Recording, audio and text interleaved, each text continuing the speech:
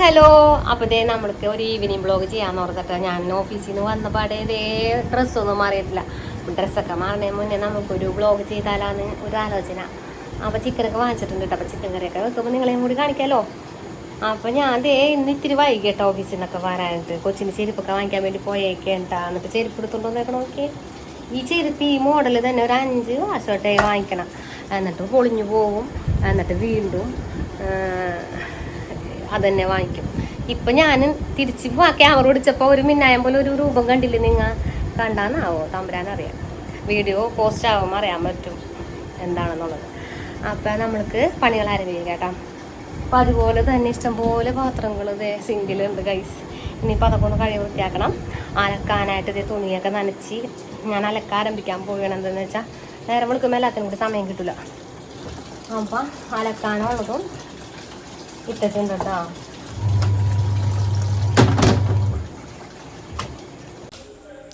നേരം വൈകിയത് കൊണ്ട് തന്നെ വേഗം പണിയൊക്കെ ഒന്ന് തീർക്കാനായിട്ട് എളുപ്പത്തിനുള്ള എന്തെങ്കിലും കാര്യങ്ങൾ ചെയ്യാമെന്ന് ഓർത്തിട്ടാണ് ഞാൻ വന്നത്. അപ്പോഴുണ്ടടാ കോഴി കശുവണ്ടിയൊക്കെ അരച്ച് ചേർത്ത് തേങ്ങാപ്പാലിൽ വറുത്ത് വെക്കണമെന്നൊക്കെ ഭയങ്കര ആഗ്രഹത്തിന് ഇങ്ങനെ കോഴിനെ വാങ്ങിച്ചേക്കണത്. അപ്പോൾ ഇനിയിപ്പോൾ ഇരട്ടി പണി. പാൽ പിഴിയണം, കശുവണ്ടിയൊക്കെ അരച്ചെടുക്കണം, അങ്ങനെ ഒരുപാട് പരിപാടികളൊക്കെ ഉണ്ട്. അപ്പോൾ എന്നോട് പറഞ്ഞ് മഞ്ഞപ്പൊടി മുളക് പൊടിയൊക്കെ ഒന്ന് പുരട്ടി ഒന്ന് സെറ്റ് ചെയ്ത് വെക്ക്, വറുത്ത് വെച്ചാൽ മതി, ബാക്കി കാര്യങ്ങളൊക്കെ ഞാൻ വന്നിട്ട് ചെയ്തോളാം എന്ന് പറഞ്ഞിട്ടുണ്ട് കേട്ടോ. അപ്പോൾ ചിക്കൻ ഞാൻ പുരട്ടി വെക്കാനുള്ള പരിപാടികളൊക്കെ ചെയ്തുകൊണ്ടിരിക്കേണ്ട, മഞ്ഞപ്പൊടി മുളക് പൊടിയൊക്കെ ഇട്ടിട്ട്. അപ്പോൾ അതൊക്കെ ഒന്ന് പുരട്ടി വറുത്ത് തുടങ്ങാം. അപ്പോഴേക്കും അനുചേട്ടൻ വരാമെന്നും പറഞ്ഞിട്ടുണ്ട് പോയേക്കണം. ഇതൊന്ന് പുരട്ടി ഒന്ന് സെറ്റാക്കി വെച്ച് കഴിയുമ്പോഴേക്കും നമ്മൾക്ക് പോയിക്കൊണ്ട് ഈ വാരലിച്ചിട്ടാണ് പാത്രങ്ങളൊക്കെ. അപ്പോൾ അതും കഴുകി വെക്കാം. അപ്പോഴേക്കും മനുഷ്യട്ടൻ വരുമ്പോഴേക്കും രണ്ടുപേരും കൂടി നിന്നിട്ട് ചെയ്ത് തീർക്കാന്നുള്ള ഒരു ഐഡിയയിൽ ചിക്കനൊക്കെ ഇട്ട് ഞാൻ പുരട്ടിയൊക്കെ എടുക്കേണ്ട. ഇത് ഞാൻ ആദ്യമായിട്ടാണ് ട്രൈ ചെയ്യാൻ പോണത്. ഇത് വന്നത് കപ്പ് നൂഡിൽസ് ആണ് കേട്ടോ. മസാലയൊക്കെ ഉണ്ടാവും. ഈ സംഭവം ഇത് അവിടെ കടയിൽ ഇങ്ങനെ ഇരിക്കണുണ്ടാകുമ്പോൾ എനിക്ക് ഭയങ്കര ഒരു ക്യൂരിയോസിറ്റി. ഇതൊന്ന് ട്രൈ ചെയ്ത് നോക്കണമെന്ന്. വെള്ളമൊക്കെ ഞാൻ തിളപ്പിച്ച് ഞാൻ കൊണ്ടുവന്നിട്ടുണ്ട്. നമുക്കിതൊന്ന് ട്രൈ ചെയ്ത് നോക്കാം.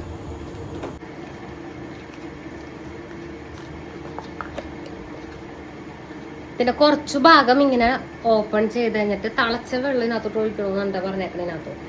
എന്നിട്ട് അതേപോലെ തന്നെ സീൽ ചെയ്ത് വെക്കണം. ഇതൊക്കെ ഒന്നും ശരീരത്തിന് കൊള്ളൂല, എന്നാലും ഒരു പ്രാവശ്യം ട്രൈ ചെയ്യണ കൊണ്ട് വലിയ കുഴപ്പമൊന്നുമില്ലല്ലേ. നല്ല തിളച്ച വെള്ളം ഇട്ട് എടുക്കാൻ.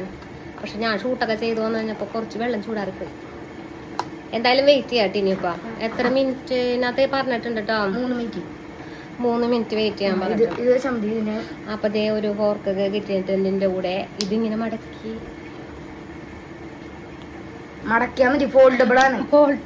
അതേ കണ്ട മടക്കാൻ പറ്റും. ഒടിഞ്ഞു പോയി നോർത്ത് ഗൈസ് ഞാൻ. പക്ഷെ ഇത് ഒടിഞ്ഞിട്ടില്ല.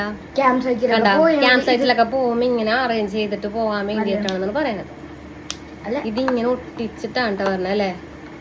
ഒട്ടിച്ചിട്ടല്ല, എന്റെ ഉള്ളിലായിരിക്കുള്ളൂ. അതാണ് യെല്ലോ കളർ. അപ്പൊ എന്തായാലും വെയിറ്റ് ചെയ്യാം. നമുക്ക് 3 മിനിറ്റ് കഴിഞ്ഞിട്ട് ഇതിന്റെ അവസ്ഥ എന്താണെന്നുള്ളത് നമുക്ക് കാണാം. നൂഡിൽസ് അവിടെ ഇരുന്ന് സെറ്റ് ആകുമ്പോഴേക്കും നമ്മൾക്ക് പോയിക്കൊണ്ട് ഈ ചിക്കൻ ഒന്ന് വറുക്കാനായിട്ട് ഇടാട്ടോ. ഇപ്പോൾ വന്നു കഴിയുമ്പോൾ വറുത്ത് വെച്ചില്ലേന്ന് ഓർത്തോട്ടായിരിക്കും ഇനിയിപ്പോൾ അടുത്ത ബഹളം. അപ്പോൾ നമുക്ക് വേഗം ഇത് വറുക്കാൻ തുടങ്ങാം കേട്ടോ. അപ്പോൾ ഒന്നുകൂടിയൊക്കെ പുരട്ടിയൊക്കെ ഞാനിങ്ങനെ വെക്കേണ്ടേ. എൻ്റെ ഈശ്വരാ, നിങ്ങൾ ഈ വീഡിയോ കണ്ടുകൊണ്ടിരുന്ന് കഴിഞ്ഞപ്പോൾ ഒരു ഒച്ച കേട്ടാ. ആ ഒച്ചയെന്ന് പറഞ്ഞു കഴിഞ്ഞാൽ ഇടി വെട്ടിയതാണ് കേട്ടോ. എൻ്റെ കയ്യിലെന്ന് വെച്ചാൽ ഫോണൊക്കെ തെറിച്ചു പോയി ഗൈസ്. എൻ്റെ പൊന്നെ, ഞാനും എൻ്റെ കൊച്ചും കൂടി എണീറ്റൊരു ഒറ്റ ഓട്ടം വരുന്നിട്ടാ. ഞങ്ങൾ എഡിറ്റ് ചെയ്തുകൊണ്ടിരിക്കുന്ന നേരത്ത് മഴക്കാരൂലൊന്നും ഇല്ലാണ്ടിരിക്കുന്ന ഒരു സമയം വരുന്നിട്ടാ. ഈ ഇടി വെട്ട് എവിടെ ഇരുന്ന് വെച്ചെന്ന് ഒരു പിടുത്തൊന്നും ഇല്ലട്ടാ. പെട്ടെന്നൊരു വെട്ടിയിട്ട് എൻ്റെ പൊന്നെ, എൻ്റെ കൈയും കാലം വിറവിലും മാറിയിട്ട് എനിക്ക് വോയിസ് ഓവർ കൊടുക്കാൻ കൂടി പറ്റില്ല കേട്ടോ. എൻ്റെ കൈ ഇപ്പോഴും വരച്ചുകൊണ്ടിരിക്കുകയാണ് ആ ഒച്ചയായിട്ട്. ഇപ്പം ഈ ഇടിവെട്ട് ഒരു സ്ഥാനത്ത് വെട്ടിയ വെട്ടാണ് കേട്ടോ. അപ്പോൾ എനിക്ക് ഇതിനകത്തുനിന്ന് ഇപ്പോൾ ഈ വെട്ട് കേട്ട് കഴിഞ്ഞപ്പോൾ ഞാൻ ആലോചിച്ചതാണ്, പ്രതീക്ഷിക്കേണ്ടതാണ് നമ്മുടെ ജീവിതത്തിൽ ഇങ്ങനെ പലതും വന്നത്. കറക്റ്റല്ലേ? അയ്യോ, ഇനിയും വെട്ടണേ മുന്നേ വേഗം വോയിസ് ഓവർ പറഞ്ഞ് തീർക്കട്ടെ ഞാൻ കാര്യങ്ങളൊക്കെ. അപ്പോഴേക്കും നമ്മളുടെ ഇടിവെട്ടൊക്കെ അങ്ങനെ കഴിഞ്ഞ് അപ്പോഴേക്കും നമ്മുടെ നൂഡിൽസൊക്കെ ഇവിടെ സെറ്റായിട്ടുണ്ട് കേട്ടോ. അയ്യോ, എനിക്ക് കയ്യും കാലം വരച്ചിട്ട് ഇവിടെ നൂഡിൽസ് ഇത് ഞാൻ നൂഡിൽസ് ഇറങ്ങണ അവസ്ഥയിലൊന്നും അല്ല കേട്ടോ. അത്രയും പേടിച്ച് ഞാൻ ടെൻഷനായിപ്പോയി. TV ഒക്കെ പൊട്ടിത്തെറിച്ചെന്നൊക്കെയാണ് ഞാൻ ആദ്യം ആലോചിച്ചത് കേട്ടോ. എന്നാലും കുഴപ്പമില്ല, വേഗം നൂഡിൽസ് തിന്നട്ടെ. ഞാൻ വെളിച്ചെണ്ണ ഒഴിച്ചിട്ട് ഇനിയിപ്പോൾ ചിക്കൻ വറുക്കാൻ തുടങ്ങാൻ കേട്ടോ. മഴയൊക്കെ ഇനി പിടിവെട്ടും മഴയൊക്കെ വന്നതിന് മുന്നേ വേഗം വറുത്ത് പൊരിയൊക്കെ വെച്ച് വേഗം രക്ഷപ്പെടാൻ നോക്കട്ടെ അടുക്കളയിൽ നിന്ന്. അപ്പോൾ വേഗം വേഗം വറുത്തിടേണ്ട.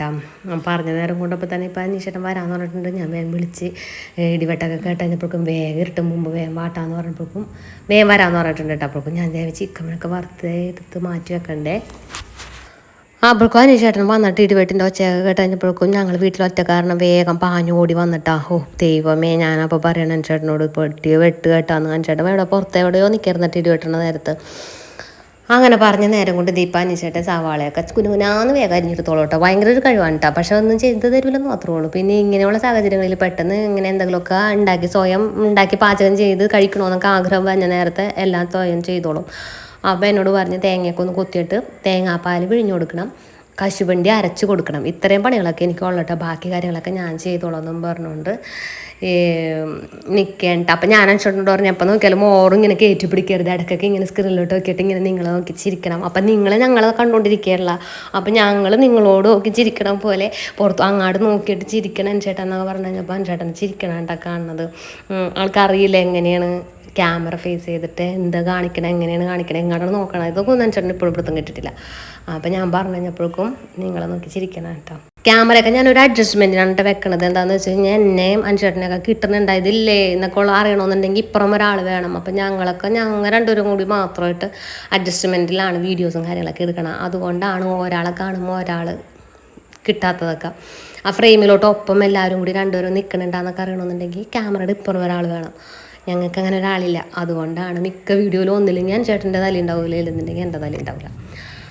അങ്ങനെ ഞങ്ങൾ രണ്ടുപേരും കൂടി കൊച്ചു വർത്താനൊക്കെ പറഞ്ഞുകൊണ്ട് വറുത്ത് ചിക്കനൊക്കെ എടുത്തുകൊണ്ടിരിപ്പുണ്ട്. അതിനിടയിൽ കൂടി കോഴിക്കറിയൊക്കെ ഉണ്ടാക്കാൻ നിൽക്കുന്നുണ്ട് കേട്ടോ.